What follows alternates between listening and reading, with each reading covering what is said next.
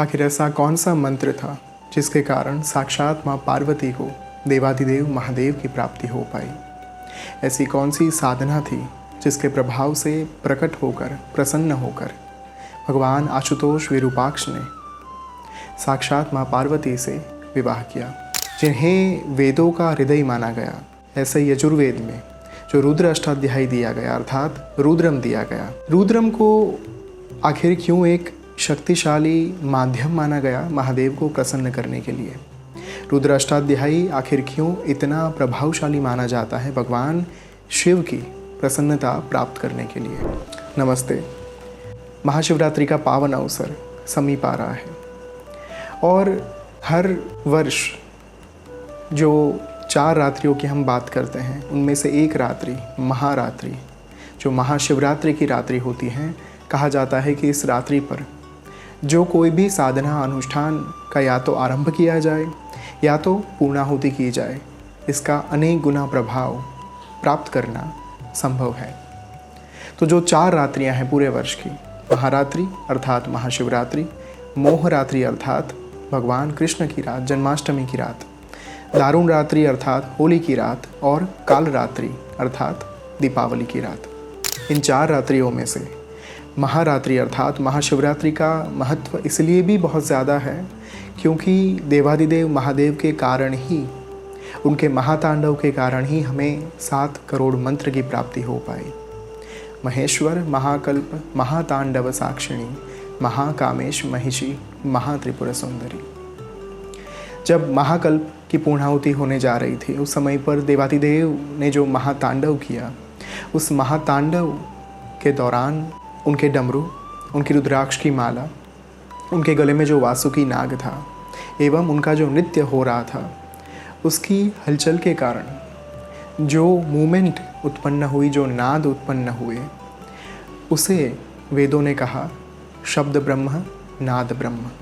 और वहीं से हमें महेश्वर सूत्र की प्राप्ति हुई और वहीं से उत्पन्न हुई संस्कृत भाषा, जो मूल कारण हुई मंत्रों की उत्पत्ति का। अब ये रात्रि जहाँ पर साक्षात मंत्रों के रचयिता, मंत्रों के सृजनहार देवाधिदेव महादेव साक्षात माँ पार्वती के साथ विवाह करते हैं, इस रात्रि के ऊपर जो साधना हम करते हैं वो अलग अलग प्रकार की हो सकती है, लेकिन आज मैं आपके लिए एक ऐसी कथा लेकर आया हूँ जो कथा आपको ये बताएगी कि इस रात्रि का महत्व क्यों इतना ज़्यादा है। तो हम सब जानते हैं कि महाशिवरात्रि की रात को, महाशिवरात्रि के पर्व पर, ये वो तिथि थी जिस समय पर भगवान महादेव और माँ पार्वती का विवाह हुआ था। लेकिन इस विवाह के पीछे बहुत ही सुंदर और मार्मिक कथा हमें शिव पुराण से प्राप्त होती है। तो हम सब जानते हैं कि जब देवी माँ सती ने आत्मविलोपन किया और अपंच महाभूत से बने देह का त्याग किया दक्ष प्रजापति के यज्ञ में भस्मीभूत होकर, उस समय के बाद उनका पुनर्जन्म हुआ देवी माँ पार्वती के स्वरूप में। और पार्वती के स्वरूप में जन्म लेकर जब उन्होंने बचपन से शिव को आराधा अर्थात शिव की आराधना की, शिव की उपासना की, उनके मन में पहले से ही ये इच्छा व्याप्त थी कि मुझे देवाधिदेव महादेव के साथ ही विवाह करना है और वही मेरे अर्धांग होने चाहिए। उनका प्रेम, उनका भाव, उनकी श्रद्धा महादेव के प्रति इतनी अपार थी कि उनके मन में इष्ट के लिए कभी कोई संशय उत्पन्न ही नहीं हुआ। समय के चलते विभिन्न ऋषि मुनि उनके राज्य में आते थे, उनके महल में आते थे और मुलाकात के दौरान, दर्शन के दौरान माँ पार्वती उन सब से एक ही इच्छा प्रकट करती थी कि मुझे महादेव की प्राप्ति करनी है। तो शुरुआत में तो ऋषि मुनि बहुत ही प्रसन्न हो जाते थे, पुलकित हो जाते थे कि ये तो बहुत ही सुंदर बात है कि आप महादेव को इष्ट के तौर पर प्राप्त करना चाहते हैं, उनके दर्शन करना चाहते हैं, उनके साक्षात्कार के लिए आप इतना तप करना चाहते हैं। तब जाकर माँ पार्वती उनसे कहते थे कि मुझे मात्र उनका साक्षात्कार नहीं करना, मुझे उनके मात्र दर्शन नहीं करने, मुझे तो उनके अर्धांगिनी के स्वरूप में स्थापित होना है, मुझे उनको अपने पति के स्वरूप में स्वीकार करना है और प्राप्त करना है। ये बात सुनकर कुछ ऋषि मुनि हताश हो जाते थे, कुछ आक्रोश में आ जाते थे, कुछ क्रोधित हो जाते थे, कुछ हास परिहास में इस बात को ले लेते थे कि कि महादेव की प्राप्ति, महादेव तो साक्षात स्मशान वैरागी है और जब से देवी माँ सती का आत्मविलोपन हुआ तब से ध्यानस्थ हैं। उन्हें उठाने के लिए कोई सक्षम नहीं हो पा रहा। वे अपनी समाधि में इतना लीन हो चुके हैं कि संसार को तो मानो भूल ही चुके हैं। किंतु इस बात को सुनकर भी देवी माँ पार्वती कभी हताश नहीं होती थी, निराश नहीं होती थी।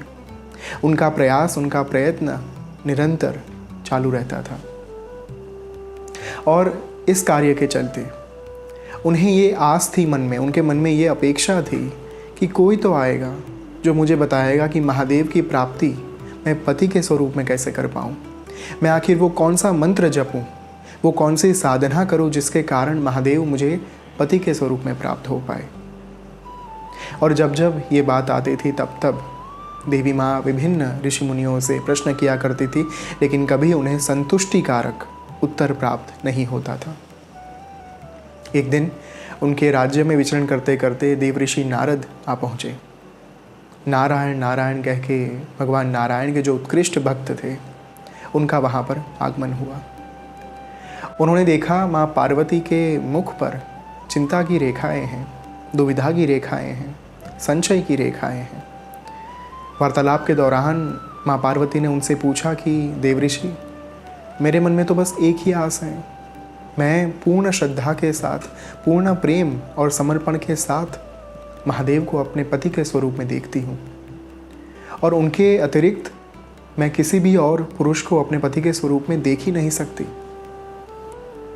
आप मुझे रास्ता बताइए, मार्ग प्रशस्त करिए कि मैं आखिर देवादिदेव को प्राप्त कैसे कर पाऊँ। पहली बार देवी माँ पार्वती को एक ऐसा उत्तर प्राप्त हुआ जो आज तक उन्हें कभी प्राप्त नहीं हुआ था। देवऋषि नारद ने कहा कि देवी, ये अवश्य संभव है, क्योंकि हमें ये नहीं भूलना चाहिए कि देवऋषि नारद भगवान नारायण के उत्कृष्ट भक्त तो थे ही, किंतु वे स्वयं एक उत्कृष्ट ऋषि भी थे जो त्रिकाल के ज्ञाता भी थे और भगवान के भक्त होने के कारण उन्हें वे सभी सिद्धियां प्राप्त थी, जिन सिद्धियों के कारण कालचक्र को आगे बढ़ाने में, एक के बाद एक अवतार को प्रकट करने में, एक के बाद एक घटनाओं को आगे बढ़ाने में उनकी महत्वपूर्ण भूमिका देखी जा सकती थी। तो देवऋषि नारद को पहले से ही ज्ञात था कि वास्तव में माँ पार्वती कौन है। उन्हें ज्ञात था कि माँ पार्वती ही आदि शक्ति का पूर्ण अवतार है। इस बात को ध्यान में रखते हुए देवऋषि नारद ने माँ पार्वती से कहा कि देवी, यदि आपको महादेव की प्राप्ति करनी है, आज मैं आपको एक ऐसा उपदेश देने जा रहा हूँ, एक ऐसी दीक्षा देने जा रहा हूँ मंत्र की, जिसके कारण, जिसके जाप के कारण, जिसकी साधना के कारण महादेव की प्राप्ति होना संभव हो पाएगा। और ये मंत्र जो है वो यजुर्वेद, जो हमारे मूल वेद हैं, हमारे मूल शास्त्र हैं, उनका जो हृदय माना गया है, वहाँ से ये मंत्र प्राप्त होता है। और उसमें भी रुद्र अष्टाध्यायी, जिसे हम रुद्रम के नाम से जानते हैं, नमकम एवं चमकम के साथ, जहाँ पर भगवान रुद्र की, देवादिदेव महादेव की स्तुति करी जाती है, ये जो रुद्रम है, वहाँ से मैं आपको एक मंत्र निकाल कर आज प्रदान करने जा रहा हूँ। और देवऋषि नारद ने जिस मंत्र का उच्चारण किया वो मंत्र था, ओम नमः शंभवाय च मयोभवाय च, नमः शंकराय च मयस्कराय च, नमः शिवाय च शिवतराय च। रुद्र अष्टाध्यायी के इस मंत्र में से उन्होंने भगवान देवादिदेव का अत्यंत प्रिय जो पंचाक्षरी मंत्र है, अर्थात 5 लेटर्ड मंत्र, 5 अक्षरों का मंत्र, नमः शिवाय, इस मंत्र को उन्होंने वहाँ से अलग किया और देवी माँ पार्वती को संपूर्ण विधि विधान के साथ, न्यास मुद्रा विनियोग के साथ इस मंत्र की पूर्ण साधना प्रदान की।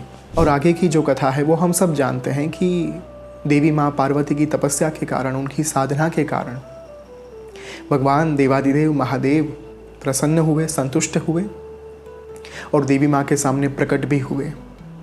और जब आद्य शक्ति और शिव का मिलन हुआ तब उनके विवाह की जो क्षण थी, उस क्षण को हम सेलिब्रेट करते हैं महाशिवरात्रि के पर्व के स्वरूप में। तो यहाँ पर 2 बातें ध्यान देने लायक हैं। सबसे पहली बात ओम नमः शिवाय मंत्र, पंचाक्षरी मंत्र।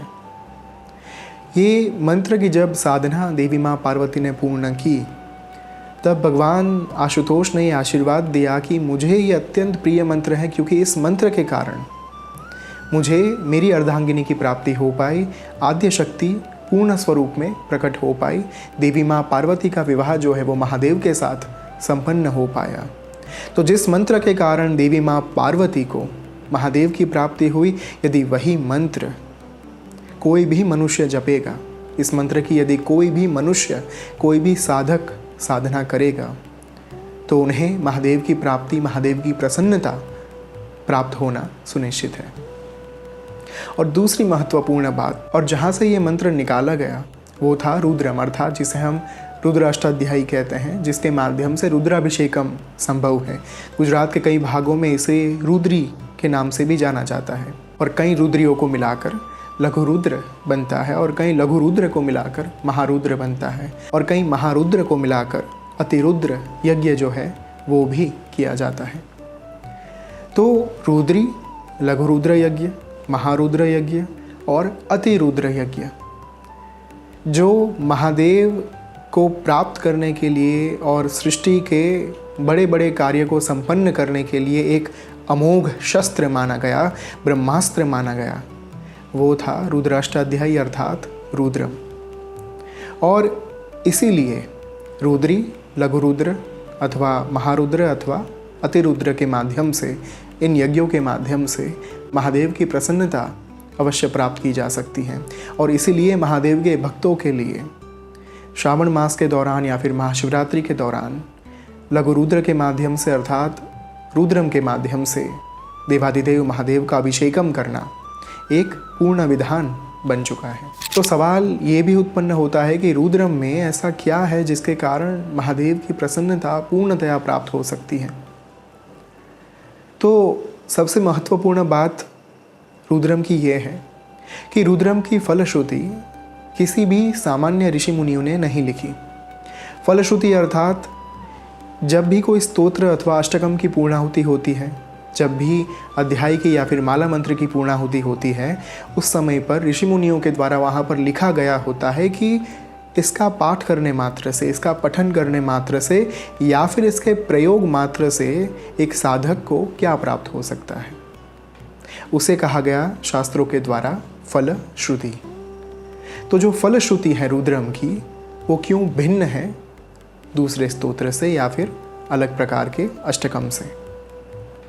तो यदि आप श्री सूक्तम का पाठ करते हैं, तो श्री सूक्तम के उच्चारण के समय पर जो उसकी 16वीं ऋचा है, यह शुचि ही प्रयतो भूत्वा जुहुयादाज्यमन्वहम सूक्तम पंचदशर्चंच श्रीकामः सततम जपेत।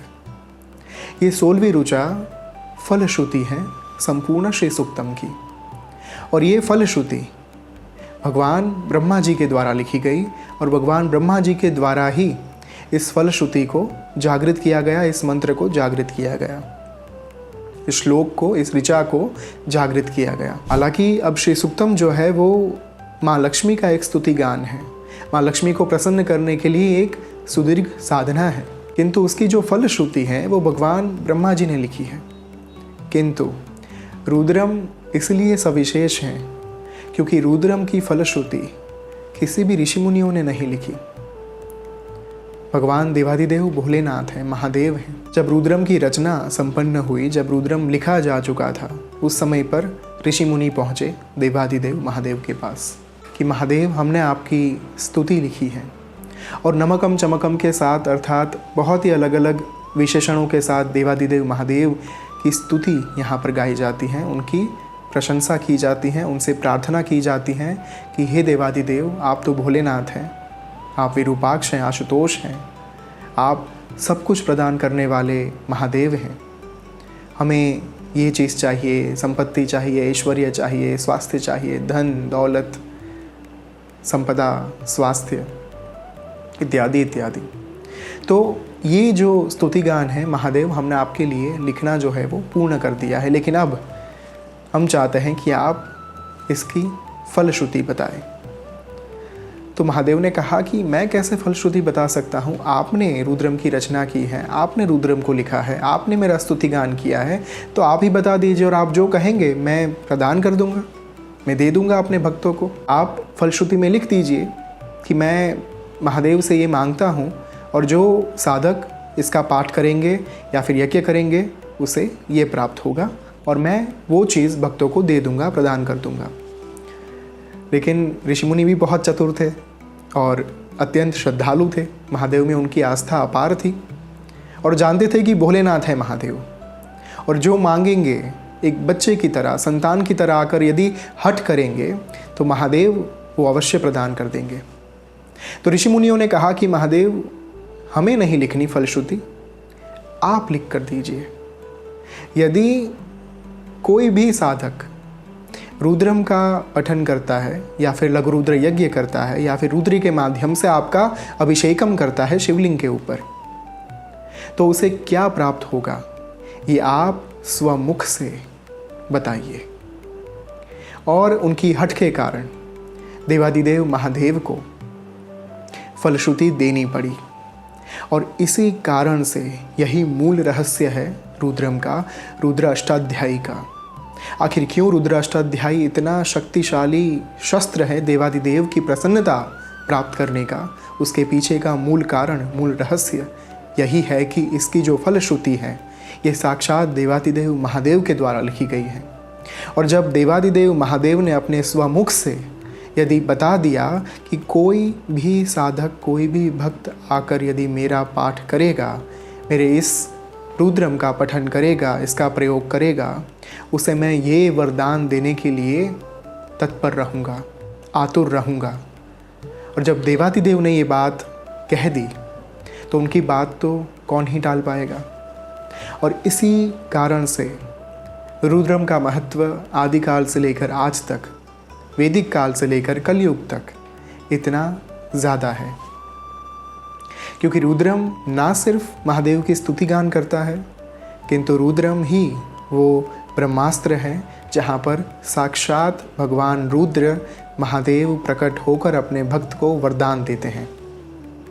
और आने वाली महाशिवरात्रि को यानी कि 26 फरवरी 2025 को श्री बद्रिका आश्रम में श्री ओम स्वामी के द्वारा भगवान श्री हरि का जो विग्रह है वहाँ पर रुद्राभिषेकम के माध्यम से भगवान का अभिषेकम किया जाएगा।